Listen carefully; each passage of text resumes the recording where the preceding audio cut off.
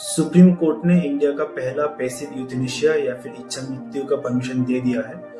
पहले ये समझ लेते हैं कि यूथेनेशिया क्या होता है।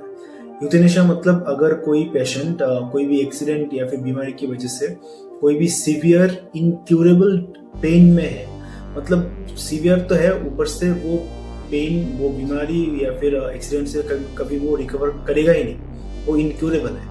तो उस टाइम पे उसको उस पेन से मुक्ति देने के लिए जो मृत्यु दिया जाता है उसको बोलते हैं इच्छा मृत्यु या फिर यूथेनेशिया। यूथेनेशिया दो टाइप का होता है, एक्टिव और पैसिव। एक्टिव मतलब अगर कोई भी लिथल सब्सटेंस का यूज किया जा रहा है तो उसको बोलते हैं एक्टिव यूथेनेशिया। पर अगर कोई लिथल सब्सटेंस यूज नहीं किया जा रहा है पर उसका लाइफ सपोर्ट हटाया जा रहा है तो उसको बोलते हैं पैसिव यूथेनेशिया।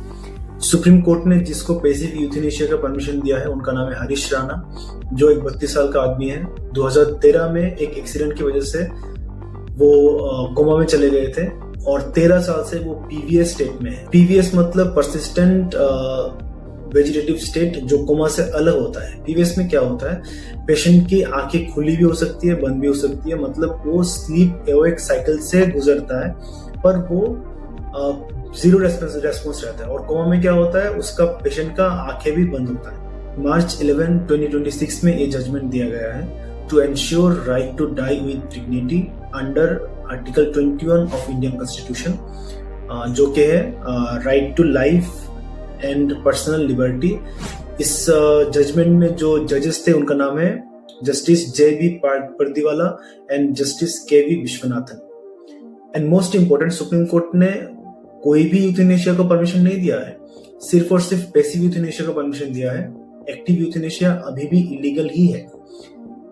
और पैसिव यूथेनेशिया के लिए भी कुछ कंडीशंस है।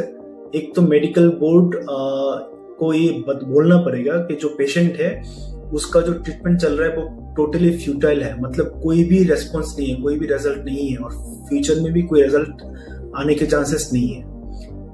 और हाईकोर्ट को इसके लिए परमिशन देना पड़ेगा, तभी पैसिव यूथेनेशिया हो सकता है।